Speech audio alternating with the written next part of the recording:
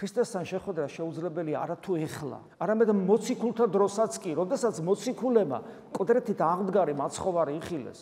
ეხლა მეტი რა უნდა მოხდეს, ხო? წარმოიდგინეთ, თავზე ხო ჯერ დაემხოთ ყველაფერი ქრისტე რომ მოკვდა. მერე რომ აღმდგარი იხილეს, ჯერ ხო არ ჯეროდათ, აიძულეს ბჭყალებში ვთქვათ, ესე თევზი ეჭამა და თაფლი მკვდრეთით აღმდგარ მაცხოვარს, რომელსაც მის სხეულს ეს საერთოდ აღარ ჭირდება. გონება მიუწვომა. საერთოდ მისი სხეული უკვე აღარ არის ისეთი, როგორც ჩვენი ფიზიოლოგიური სხეული აღდგომის შემდეგ. მაგრამ ეს გააკეთა, რომ გაეცნობიერებინათ, რომ ესე იგი აღდგა მკვდრეთით, ჭრილობები აჩვენა. ამეტნავი სიხარულისგან არ ჯერდა და მერე დაიჯერეს, ბუნებრივია და უხარია, ბედნიერები არიან. არ მოიდგინეთ რა უნდა მოხდეს.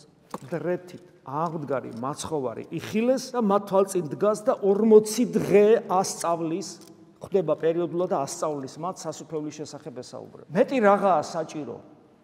ეს არ არის საკმარისი აღმოჩნდა, რომ ეს არ არის საკმარისი. ჩვენ ახლა ვიცით ეს, ხო, არ არის საკმარისი. იმიტომ რომ ეს იყო მოვლენა, რომელიც მათ წინ არსებობს, დაინახეს, დაიჯერეს, მიიღეს, გაუხარდათ, გამხნევდნენ, მაგრამ თვითონ არ იცვლებიან. თვითონ ისევ ისეთები არიან, ისევ ფარულად არიან, ისევ ჩუმად არიან, ისევ ღამეთევზაობენ, ისევ ჩაკეტილები არიან, ისევ ამაღლების წინ უფალს ეუნებიან, რომ აბა სასუფეველს როდის დაამყარებ, ისევ მიწაზე არიან, გესმით? სასუფეველს, ანუ შენ სამეფოს როდის დაამკვიდრებ, შენ ხო უკვე ძლევამოსილი ხარ, უკვდავი ხარ, ღმერთი ხარ, მივიღეთ, მივხვდით. და ეხლა როდის დაამყარებ შენ სამეფოს და ალბათ აი ეს ერთი მარჯვნივ დაждდეს, ერთი მარცხნივ, როდის გვექნება შენთან ერთად თანაძალა უფლება, როდის გავხდებით ამის ღირსნი, ისევ აქ არიან და უფალი მკაცრად ეუბნება, თქვენი საქმე არ არის, როდის რა იქნება. იერუსალიმში დამკვიდრდით და მოელოდეთ ძალას ზემოდან. ესე იგი, მიუხედავად იმისა, რომ საოცრება მოხდა, მოციქულები არ იცვლებიან. ეხლა შეხედეთ ჩვენ მდგომარეობას მოციქულებთან შედარებით. ჩვენი რწმენა ქრისტეს ღმერთობის შესახებ, ჩვენი რწმენა დაჯერებულობა ქრისტეს აღდგომის შესახებ შეადარეთ მოციქულთა რწმენას და მოციქულთა დაჯერებულობას, რომლებიც ხელით ეხებოდნენ. ხო, შედარებას კი არ შეიძლება. მეცაც ვიტყვით, ეს ხელის შეხებაც არაფერს იძლევა. აი, როცა მარიამ მაგდალინელს ეგონა, რომ აი, როცა აღდგა, მკვდრეთით აღმდგარი მაცხოვარი იხილა და გახარებული გარბის, რომ ჩაეხუტოს, იგზნოს ეს, რომ ეს მართლა მოხდა, ხო? უფალი გახსოვთ არ აძლევს ამის საშუალებას. ეუბნება რომ არა, ჯერ მამასთან არ ავსულ ვარ. მანამდე ხო ასწავლა შენ ღმერთის შვილი უნდა გახდე. მანამდე ხო უთხრა რომ მე მნებავ სადაც მე ვარ შენც იქ იყო, მაგრამ ჯერ არ ავსულ ვარ. ნუ მეხები. ანუ გესმით ეს შეხება არაფერს ნიშნავს. ისე როგორც რავალი ჩვენგანისთვის ზიარება არაფერს ნიშნავს. ეხებით რა ვის უწმინდეს ხორცსა და სისხლს. არაფერს ნიშნავს. მრავალი ჩვენგანისთვის იქვე გვაცლის მადლს, ისე რომ გულამდე არ მიდის. ვინ არის ჩვენ შორის ასეთი, რომლისათვისაც ზიარება არაფერს ნიშნავს, მე ამას ვერ გეტყვით.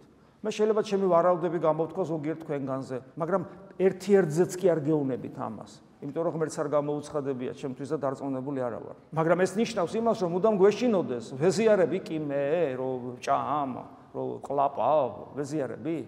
თუ მართლა ჭამ და ყლაპავ და გული არ იხსნება. ამიტომ ეს შეხებაც თავისთავად არაფერს ნიშნავს. რადგან ჩვენი მიზანია, რომ ჩვენ ქრისტე ვიპოვოთ, სანამ გარდავიცვლებით და არ გავიგონოთ, რომ წავდგებით მის წინაშე სიტყვები, რომ თეოდორე, მე შენ არ გიცნობ, ღმერთმა დამიფაროს და ღმერთმა დაგიფაროთ ყველა, რომ გითხრას, რომ გახსოვთ სახარებაში როგორ არის. მე შენ არ გიცნობ.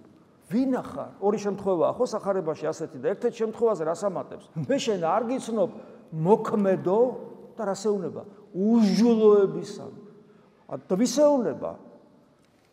იმგვარ მორწმუნე და რელიგიურ ადამიანებს, რომლებიც თავიანთი ცხოვრებით სასწაულებს ახდენდნენ, მაზიარებლებს, ახსარებლებს, ასეთ ადამიანებს ეუბნება, სასწაულ მოქმედებს ეუბნება. მე თქვენ არ გიცნობთ მოქმედო უსჯულოებისა.